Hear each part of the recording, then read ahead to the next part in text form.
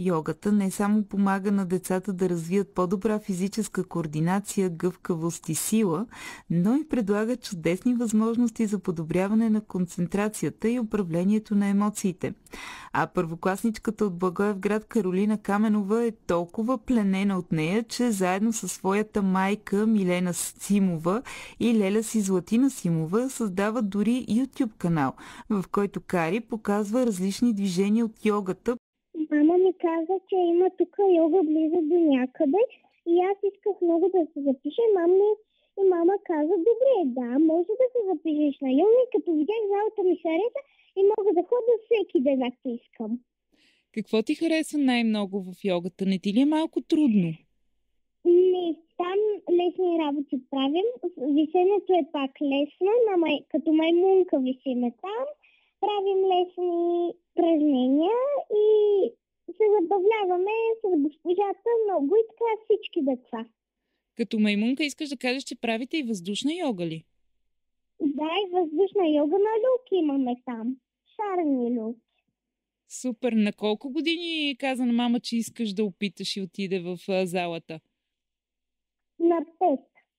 Еха! Значи вече си така старша в йогата, Да. цели 2 години. Да. Браво! А мама занимава ли се с йога? Не много. По-скоро може би ти я учиш на нещо, като ви покаже госпожата, показваш и на нея. Опитвате ли се заедно да правите? Да, опитваме се заедно да правим понякога. И аз сега да кажа и мама как посрещна това вдъхновение за йогата и доколко се включва в нея. Аз самата практикувах йога години преди да рода Кари. И когато тя беше наистина около 5 годишна, видях, че в Благоевград има място, където се предлага йога за деца. И отидохме да видим какво е това. На нея изключително много и хареса. И започнахме да посещаваме редовно, веднъж или 2 пъти в седмицата. Основното водещо беше, че това е така нещо, от което тя има много позитивни преживявания. И след което я започнах да посещавам залата, но вече за йога за възрастни.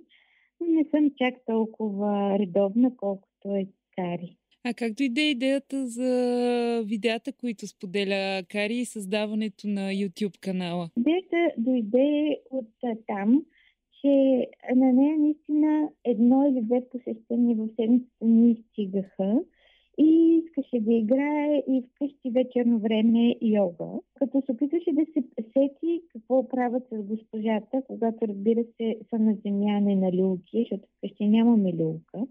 Да. И почнахме да търсиме някакви видеа в YouTube, но те бяха повечето снимани от възрастни хора за деца. Особено на български няма йога, която се играе от деца. Има от английски канали. Да, потвърждавам.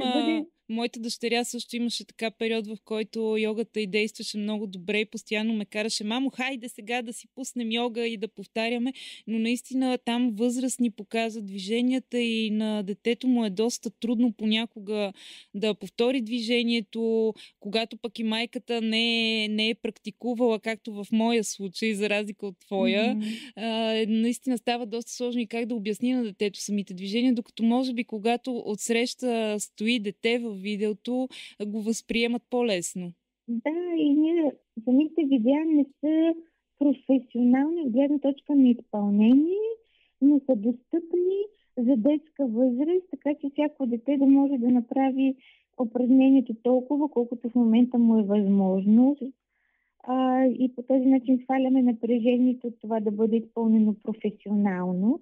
И така всяко дете може да играе и всяка вечер или по няколко пъти в деня вкъщи, а пък да ходи зала веднъж или 2 пъти седмично.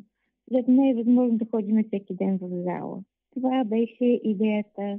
Да може някой да практикува, който живее вкъщи, една лесна детска йога по всяко време. Имате различни йога за лице, йога за намаляне на стрес. Аз вече не си ги спомням, разглеждах там различните видеа и дори се очудих за колко много компонента може да влияе йогата и как за всеки по-отделно има упражнения. Да, наистина различните комплекси упражнения повлияват различни функции на нашето тяло. Имаме йога преди заспиване за деца, които заспиват трудно или вече на време не могат да се успокоят. Да, защото аз в принцип, ако сънувам мои страшни сънове, и аз веднага намирам моите канали и намирам там да правя детска йога за хубав сън и правя там малко движение и после като си легна, се успокоявам така. И заспиваш сладко чак до сутринта, нали? Да си бодра за училище. Да. Има йога, който е подходяща за междучасие в училище, защото тя е комплекс упражнения, които не са за деня, а се правят изцяло изправени. Така че може да се прави и в класната стая. Имаме един много популярен клип, който се казва Йога за мозъка. Стимулира паметта и изобщо функциите на мозъка. Споменахте, че госпожата на Кари много помага в изготвянето на видеята, но аз знам, че всъщност стои огромен екип зад всичко, което правите и един от вдъхновителите и вашите помощници е и лелята на Кари Злати. Злати, ти как се включи в този проект и всъщност как започна пък твоя път към йогата? Моя път и вдъхновение към йогата всъщност започна още през 2016 година, когато за първ път влезнах в йога зала и от тогава до ден днешен практикувам, като съм имала моменти, в които съм била много вдъхновена и други такива, които не чак толкова. Но много точно и ти спомена в началото вдъхновение. Наистина вдъхновението и идеята аз леко я пуснах към сестра ми и тя я одобри и то чисто стратегическата идея зад канала на Кари е точно такава, че понеже наблюдавам, аз имам техническо образование всъщност и се занимавам с технологии, социални мрежи и такива неща.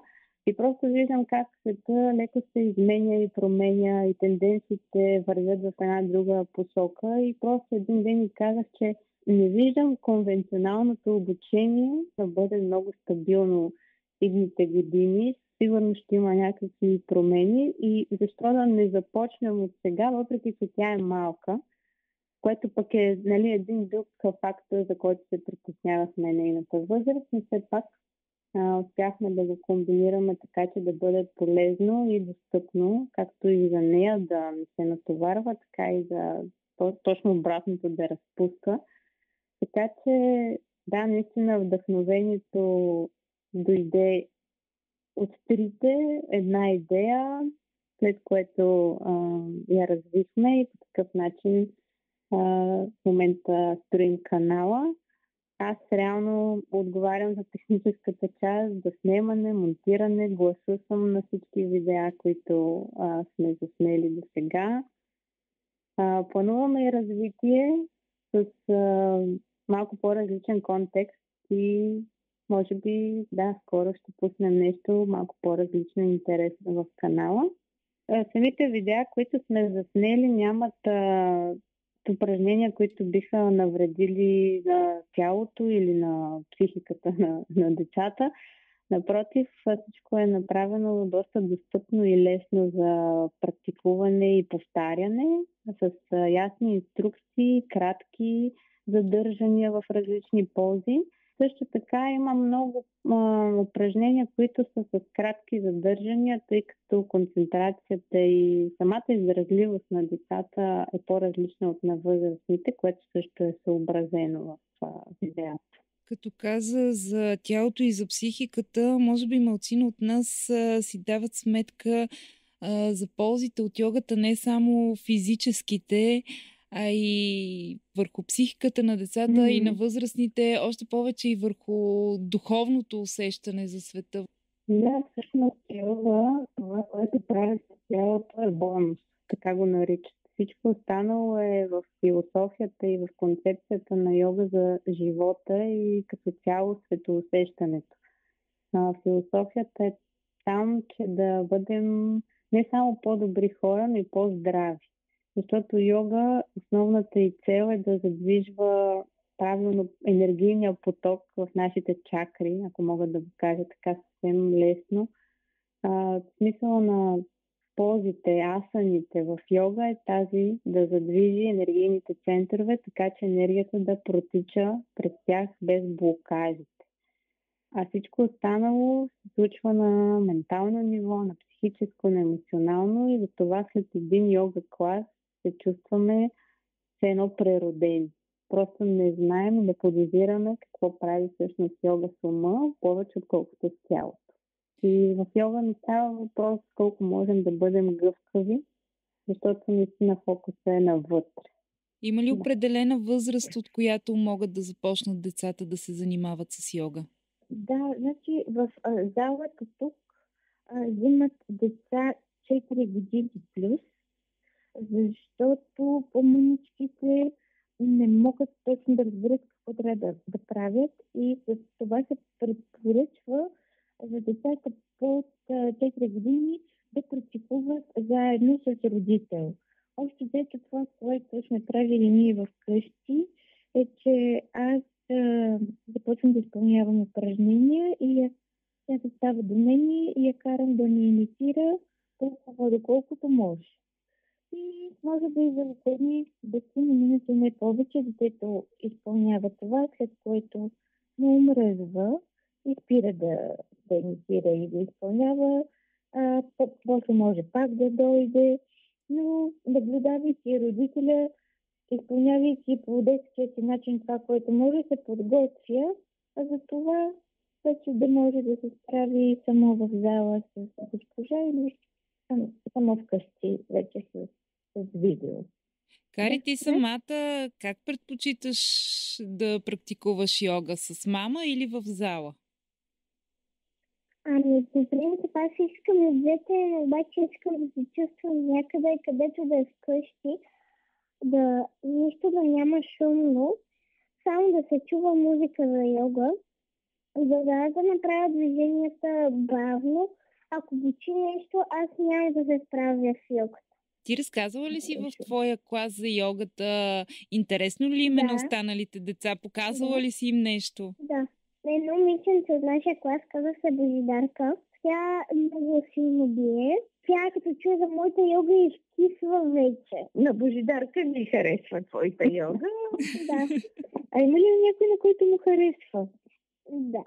Алекс, Мария, всички останали харесват йогата. Да. Те гледали ли са видеята, които сте качвали с мама? Опитвали ли са да повтарят някои от движенията?